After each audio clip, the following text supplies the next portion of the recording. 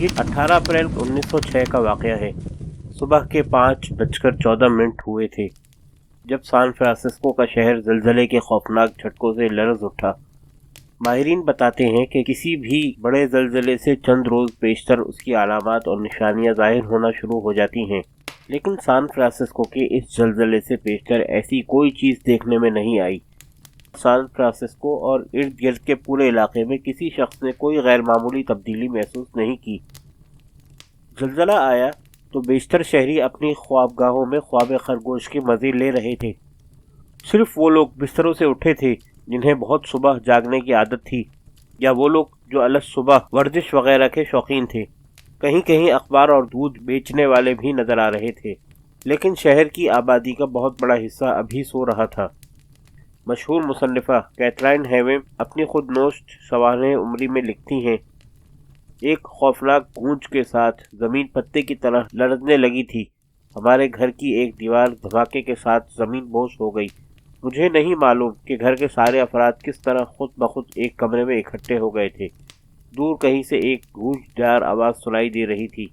یوں محسوس ہو رہا تھا جیسے یہ آواز لمحہ بلمحہ قریب آ رہی ہے۔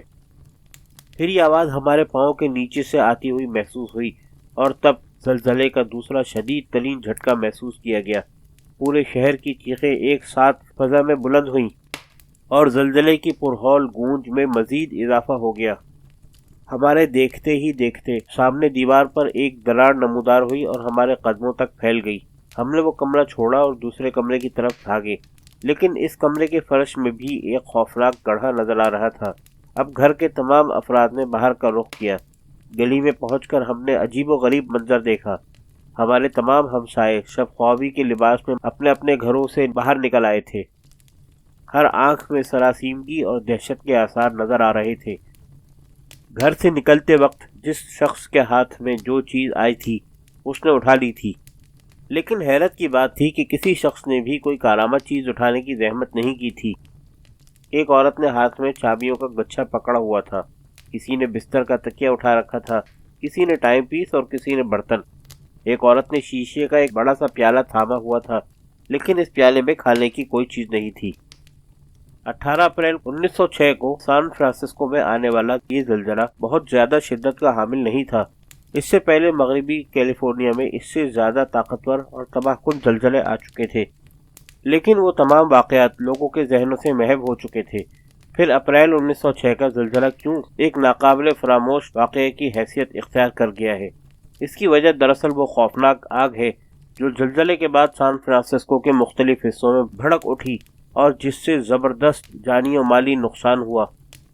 18 اپریل کو محسوس کیے جانے والے زلزلے کے جھٹکے صرف 2.5 منٹ تک جاری رہے، لیکن ان جھٹکوں کی وجہ سے جو آگ بھڑکی وہ پورے 3 دن تک شہر میں تباہی پھیلاتی رہی۔ زلزلے کے صرف چند منٹ بعد شہر میں تقریباً 25 جگہوں پر آگ بھڑک اٹھی۔ سان فرانسسکو ایک ترقی یافتہ صنعتی شہر تھا۔ اس کی یہی ترقی اس کے لیے وبال جان بن گئی۔ پورے شہر میں بجلی کے تار اور گیس پائپوں کا جال بچھا ہوا تھا۔ زلزلے کی وجہ سے تار ٹوٹ گئے اور گیس پائپ جگہ جگہ سے پھٹ گئے۔ شہر میں کئی جگہوں پر جلتے ہوئے چولہوں کے الٹنے اور آتش گیر کیمیکلز کے جار ٹوٹنے کے واقعات ہوئے۔ اس قسم کے واقعات نے آتش زدگی کی شدت میں مزید اضافہ کیا۔ دوسرے روز یعنی 19 اپریل کی صبح تک شہر کا نشیبی علاقہ پوری طرح آگ کی لپیٹ میں آ چکا تھا۔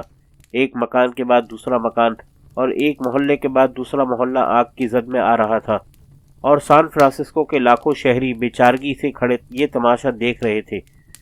سان فرانسسکو بلیٹن کا ایک رپورٹر خلیج سان فرانسسکو میں ایک لانچ پر کھڑا تھا اور شہر پر ٹوٹنے والی قیامت کا منظر دیکھ رہا تھا۔ اس کا کہنا ہے، اس سارے منظر کا سب سے تکلیف دہ پہلو یہ تھا کہ تمام شہر میں انتہا درجے کی بھاگ دوڑ کے باوجود انتہا درجے کی خاموشی چھائی ہوئی تھی۔ آسمان دھوئیں کے تاریک بادلوں کے پیچھے چھپا ہوا تھا اور صبح یا شام کا تعین کرنا دشوار تھا۔ یہاں یہ سوال پیدا ہوتا ہے کہ سان فرانسسکو جب ایک ترقی یافتہ شہر تھا تو پھر اس شہر کو آگ سے محفوظ رکھنے کا ترقی یافتہ نظام کیوں موجود نہ تھا؟ تو اس کا جواب یہ ہے کہ شہر کو بچانے کے تمام امکانات زلزلے کے صرف 28 سیکنڈ بعد ختم ہو چکے تھے۔ سان فرانسسکو کو پانی مہیا کرنے والے تمام ذرائع ناکارہ ہو چکے تھے۔ شہر کی تقریباً 23,000 پائپ لائنیں ٹوٹ پھوٹ گئی تھیں۔ اور نلوں میں پانی کا دباؤ صفر ہو کر رہ گیا تھا۔ سان فرانسسکو کے لیے اس وقت صرف اور صرف خلیج کا پانی دستیاب تھا اور اس کو پوری طرح استعمال کیا جا رہا تھا۔ فائر بریگیڈ کی لانچیں ساحل کے ساتھ کھڑی تھیں اور جلتے ہوئے ساحلی علاقے پر مسلسل پانی پھینک رہی تھیں۔ اس کے علاوہ فائر بریگیڈ کے بے دست و پا ہونے کی ایک وجہ یہ بھی ہو سکتی ہے کہ محکمے کے چیف آفیسر ڈینس سلیوان زلزلے کے دوران ہلاک ہو چکے تھے۔ چیف ڈینس کے ہلاک ہونے کے سبب فائر بریگیڈ کی مجموعی کارکردگی پر نہایت برا اثر پڑا اور محکمے کی استعداد کار کم ہو گئی۔ 20 اپریل تک شہر کا 5 مربع میل گنجان آباد علاقہ جل کر بھسم ہو چکا تھا۔ 28,000 مکانات تباہ اور کم از کم 500 افراد ہلاک ہو چکے تھے۔ اس کے علاوہ ان گنت theatre, hotel, bank, cinema hall اور اخباروں کے دفاتر جل چکے تھے۔ سرکاری دفاتر کا بیش قیمت ریکارڈ خاکستر ہو چکا تھا۔ پیدائش، موت اور شادی کے تمام ثبوت مٹ گئے تھے۔ حکومت کی نہایت خفیہ فائلوں کے پرزے دھوئیں کے دوش پر اڑتے پھر رہے تھے۔ اندرون شہر قیامت کا سماں تھا۔ مصیبت کے مارے لوگ فٹ پاتھوں اور سڑکوں پر ڈیرے ڈالے بیٹھے تھے۔ سہمی ہوئی عورتیں اور بھوک سے روتے ہوئے بچے بے سر و سامانی کی حالت میں کھلے آسمان تلے پڑے تھے۔ ڈاکوؤں اور لٹیروں کے لیے یہ ایک سنہری موقع تھا۔ انہوں نے اس موقع سے بڑا فائدہ اٹھایا۔ شہر میں لوٹ مار شروع ہو گئی۔ 2 دنوں کے دوران چوری، ڈاکہ، عصمت دری اور اغوا کی بے شمار وارداتیں ہوئیں۔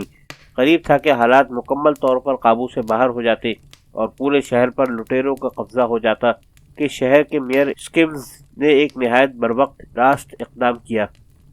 اس نے فوری طور پر 50 سرکردہ افراد کی ایک کمیٹی تشکیل دی اور اس کمیٹی کے ہنگامی اجلاس کے بعد ایک ہینڈ بل جاری کیا جس کا مضمون یہ تھا: تمام فیڈرل دستوں، باقاعدہ پولیس اور اسپیشل پولیس افسران کو اس بات کا اختیار دیا جاتا ہے کہ وہ جہاں کسی ایک شخص یا زیادہ افراد کو لوٹ مار یا اس نوعیت کے کسی دوسرے جرم میں ملوث پائیں فوراً گولی مار دیں۔ اس حکم کے تحت 19 اپریل کو 16 افراد کو موقع پر گولی مار کر ہلاک کیا گیا۔ اس کے علاوہ 20 افراد ایسے تھے جنہیں گرفتار کر لیا گیا اور اسی روز موت کی سزا دے دی گئی۔ سان فرانسسکو کی اس خوفناک تباہی کو ایک عرصہ گزر چکا ہے۔ لوگ اس بات کو قریب بھول چکے ہیں، لیکن ہالی ووڈ نے 1930 میں اس خوفناک زلزلے اور آگ کے بارے میں جو فلم بنائی تھی وہ اب بھی موجود ہے۔ یہ فلم دنیا کے مختلف حصوں میں کبھی کبھار لوگوں کو اس جان کا واقعے کی یاد دلاتی رہتی ہے۔